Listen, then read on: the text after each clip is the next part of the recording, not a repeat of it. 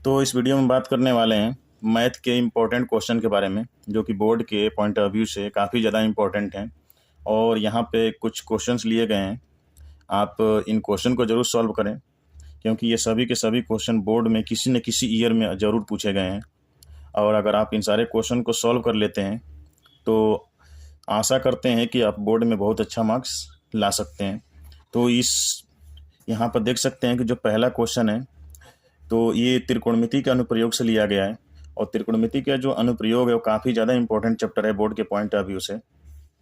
काफ़ी अच्छे खासे क्वेश्चन वहाँ से आते हैं। तो ये देख सकते हैं, पहला क्वेश्चन है हमारे पास। दूसरा क्वेश्चन भी इसी पर आधारित है, उसी चैप्टर से है, त्रिकोणमिति के अनुप्रयोग से। जो तीसरा क्वेश्चन है ये भी उसी चैप्टर से है। चौथा क्वेश्चन भी देख सकते हैं, चौथा क्वेश्चन भी उसी चैप्टर से है। और ये जो 5 नंबर क्वेश्चन है ये भी उसी चैप्टर से लिया गया है। तो ये सभी क्वेश्चन किसी न किसी ईयर में ज़रूर पूछे गए हैं। इन क्वेश्चन को ज़रूर सॉल्व करें। और इसी प्रकार कुछ क्वेश्चन यहाँ पर भी हैं।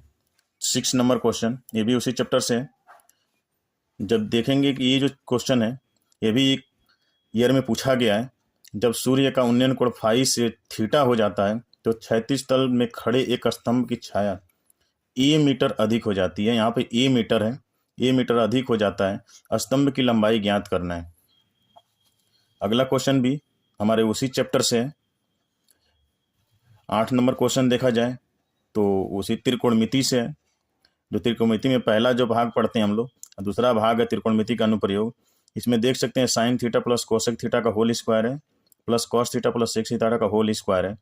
इसको आपको सिद्ध करना है। कब? कितना? 7 plus tan square theta plus cot square theta के रूप में। अगला क्वेश्चन है त्रिकोणमिति से ही, जहाँ पे cosec theta minus sine theta into sec theta minus cos theta है। और इसको सिद्ध करना है 1/tan theta plus cot theta के रूप में। अब आगे बढ़ते हैं तो देखते हैं कि ये जो हमारे पास चैप्टर था त्रिकोणमिति का अनुप्रयोग, ये बोर्ड के पॉइंट ऑफ व्यू से काफ़ी इंपॉर्टेंट चैप्टर था। उसी प्रकार हमारे पास एक चैप्टर है हाई स्कूल में कि पृष्ठीय क्षेत्रफल और आयतन। ये चैप्टर भी काफ़ी ज़्यादा इंपॉर्टेंट है बोर्ड के पॉइंट ऑफ व्यू से। तो इनसे भी कुछ क्वेश्चंस लिए गए हैं। ये देख रहे हैं, रसीद को जन्मदिन के उपहार के रूप में एक लट्टू मिला जिस पर रंग नहीं किया गया था। वह इस पर अपने मोमिया रंगों से रंग करवाना चाहता है। यह लट्टू एक शंकु के आकार का है जिसके ऊपर एक अर्धगोला अध्यारोपित है। लट्टू की पूरी ऊंचाई 5 सेंटीमीटर है और इसका व्यास 3.5 सेंटीमीटर है। इसके द्वारा रंग किया जाने वाला क्षेत्रफल ज्ञात कीजिए। मतलब कि कुछ नहीं करना है, आपको डायग्राम बनाना है। उस डायग्राम का ही संपूर्ण पृष्ठीय क्षेत्रफल आप निकाल लीजिए, इसका आंसर आ जाएगा। 11 नंबर क्वेश्चन है कि एक खिलौना है जिसकी त्रिज्या 3.5 सेंटीमीटर वाले एक शंकु के आकार का है। मतलब यहाँ पर भी एक शंकु ही है जिसके आधार की त्रिज्या 3.5 सेंटीमीटर दिया गया है। और उसी त्रिज्या वाले एक अर्धगोले पर अध्यारोपित है, जो कि एक अर्धगोला है, उसी पर एक शंकु अध्यारोपित है। और शंकु के आधार और अर्धगोले का जो त्रिज्या है, दोनों की त्रिज्या जो है वो सेम है। तो इस खिलौने की पूरी ऊंचाई ज्ञात करनी, पूरी ऊंचाई भी दे रखा है 15.5 सेंटीमीटर है। तो इस खिलौने का संपूर्ण पृष्ठीय क्षेत्रफल ज्ञात करना है। अगर देखेंगे तो ये क्वेश्चन लगभग ऊपर वाला क्वेश्चन पर ये भी सेम पैटर्न पे क्वेश्चन है, इसको आराम से कर सकते हैं।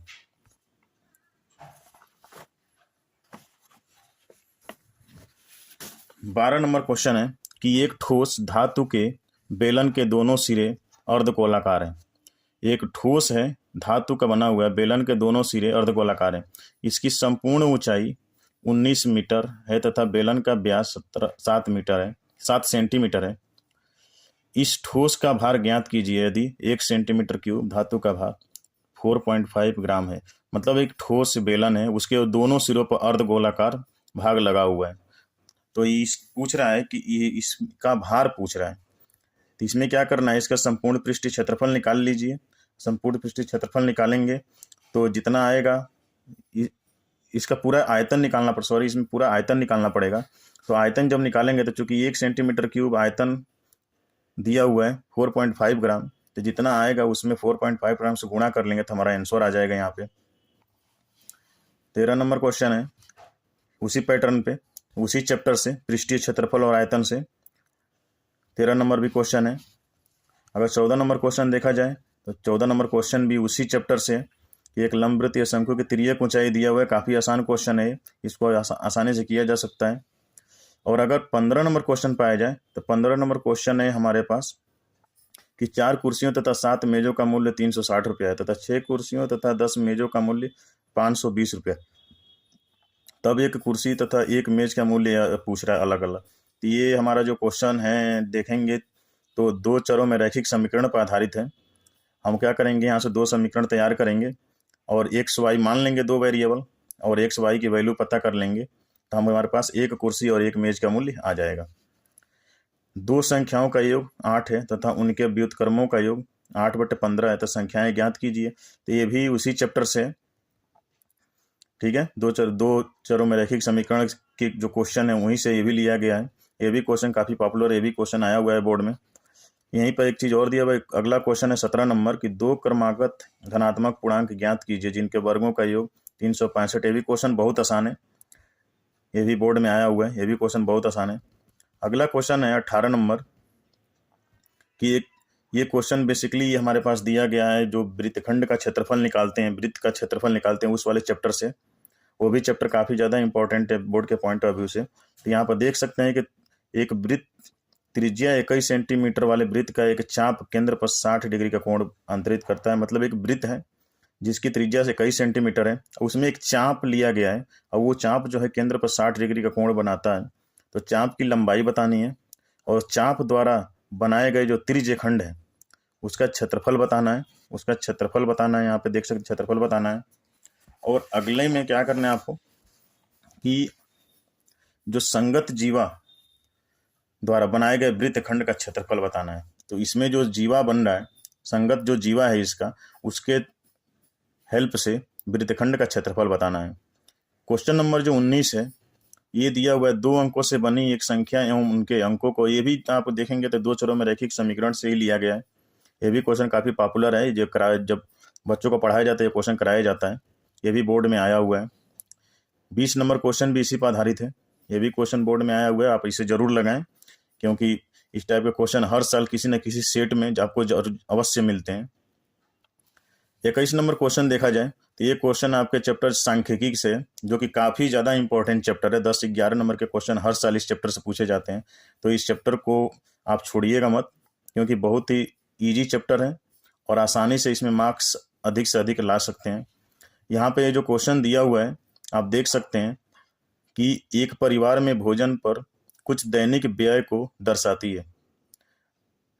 उपयुक्त विधि द्वारा भोजन पर हुआ दैनिक माध्य व्यय पूछ रहा है।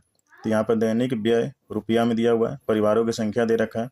यहाँ पर देखेंगे तो ये 4 है, 5 है, ये 12 है, ये 2 है, ये भी 2 है। निम्नलिखित बारंबारता सारणी में माध्यिका ज्ञात करनी है। क्वेश्चन नंबर 22 में माध्यिका ज्ञात करनी है, ठीक। क्वेश्चन नंबर 23 में आप देख सकते हैं ये जो क्वेश्चन है ये क्वेश्चन द्विघात समीकरण से है। इसमें ऋतु धारा के अनुकूल 2 घंटे में 20 किलोमीटर तैर सकती है, धारा के प्रतिकूल 2 घंटे में 4 किलोमीटर तैर सकती है। स्थिर जल में उसकी तैरने की चाल तथा धारा की दिशा ज्ञात करनी है। ये भी क्वेश्चन काफ़ी ज़्यादा बार आया हुआ है तो इसको ट्राई करिएगा जरूर।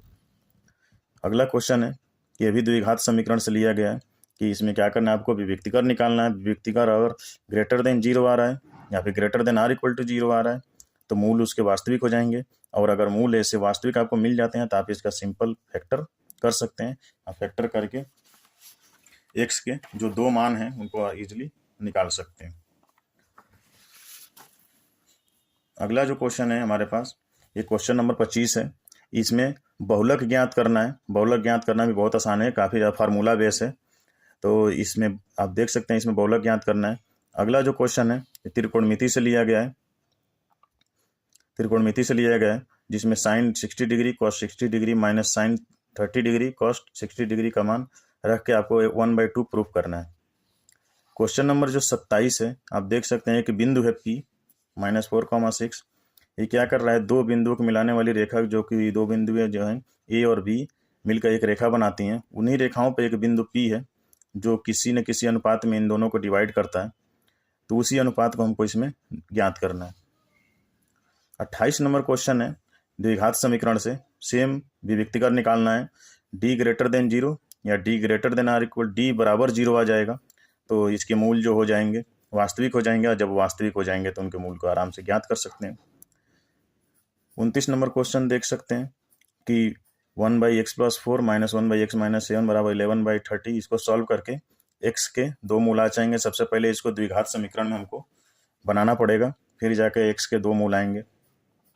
उसी प्रकार यहाँ पर देख सकते हैं ये भी द्विघात समीकरण से ये द्विघात समीकरण से नहीं ली गई, ये निर्देशांक ज्यामिति से लिए गए हैं। इसको क्या करना है, संरेख कह रहा है कि 3 बिंदु संरेख हैं तो k का मान निकाल सकते हैं, तो आप इजीली इसको सॉल्व कर सकते हैं। बहुत आसान क्वेश्चन है ये।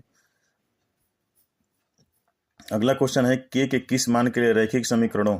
अब यहाँ पर देख रहे हैं 2 चरों में रैखिक समीकरण का एक और क्वेश्चन दिया हुआ है कि यदि दोनों के हल अपरिमित रूप से अनेक हल हों तो आप k का मान ज्ञात कीजिए। तो k का मान आप आराम से ज्ञात कर सकते हैं। अब यहाँ पर देखिए सिद्ध करना है कि ये भी निर्देशांक ज्यामिति के चैप्टर से लिया गया क्वेश्चन। क्या कह रहा है कि 3 बिंदुएं दी हुई हैं, 3, 2, -2, -3 और 2, 3। तो आप सिद्ध कीजिए कि यह समकोण त्रिभुज के शीर्ष है। 33 नंबर क्वेश्चन है, ये भी वृत्तखंड का क्षेत्रफल, जो वृत्तखंड का क्षेत्रफल हम लोग निकालते हैं, त्रिज्य खंड का क्षेत्रफल निकालते हैं। बेसिकली वृत्त का जो क्षेत्रफल है उस चैप्टर से लिया गया है, जिसमें त्रिज्या 4 सेंटीमीटर है और कोण जो त्रिज्य खंड जो चाप है, जो कोण बना रहा है सेंटर पे, केंद्र पे, वो 30 डिग्री है। तो इसमें हमको त्रिज्य खंड का क्षेत्रफल निकालना है और उसी के संगत जो दीर्घ त्रिज्य खंड है उसका भी क्षेत्रफल निकालना है। 34 नंबर क्वेश्चन समांतर श्रेणी से लिया गया है, आप देख सकते हैं, इसको इजीली सॉल्व किया जा सकता है। 35 नंबर क्वेश्चन भी समांतर श्रेणी से है। अगर 36 नंबर क्वेश्चन देख सकते हैं, त्रिभुज वाले चैप्टर से लिया गया है, बहुत इजी क्वेश्चन है। 37 नंबर क्वेश्चन भी उसी चैप्टर से लिया गया है, त्रिभुज वाले चैप्टर से। आप इस क्वेश्चन में थेल्स पर में लगाएंगे तो इजीली सॉल्व हो जाएगा। ए से सी तक मिला दीजिए और यहाँ पे कोई एक बिंदु कट करेगा, 2 त्रिभुज ले लीजिए, इजीली सॉल्व हो जाएगा। 38 नंबर जो क्वेश्चन है ये भी सांख्यिकी से लिया गया है, जिसमें एक टर्म है f, उसकी वैल्यू फाइंड आउट करनी है और इसमें निकालना है आपको माध्य निकालना है, यानी समांतर माध्य निकालना है। समांतर माध्य बेसिकली इसमें दिया हुआ है आपको 18 दिया हुआ है समांतर माध्य। और समांतर माध्य जब दिया हुआ है f निकालना है तो आप कोई भी विधि से, प्रत्यक्ष विधि, विलोपन विधि, प्रत्यक्ष विधि, कल्पित माध्य विधि या पग विचलन विधि, तीनों में से किसी एक विधि से आराम से कैलकुलेट कर सकते हैं। 39 नंबर क्वेश्चन और लास्ट क्वेश्चन है, ये भी काफ़ी फेमस क्वेश्चन है, बोर्ड में दिया आता है कि एक भिन्न है जो 1/3 हो जाती है जब उसके अंश में 1 जोड़ दिया जाता है, और वह 1/4 हो जाती है जब उसके हर में 1 घटाया जाता है। तब ये पूछ रहा है कि वह भिन्न ज्ञात कीजिए। तो दोस्तों ये सभी के सभी क्वेश्चन काफ़ी ज़्यादा इम्पोर्टेंट हैं, आप इनको अवश्य करें, क्योंकि बोर्ड में ऐसे ही क्वेश्चन दिए जाते हैं। अगर आप इस सारे क्वेश्चन को सॉल्व कर लेते हैं तो इनमें से बहुत अच्छे से अच्छे क्वेश्चन आपके पेपर में आएंगे, आप उनको अवश्य सॉल्व कीजिए। Thank you.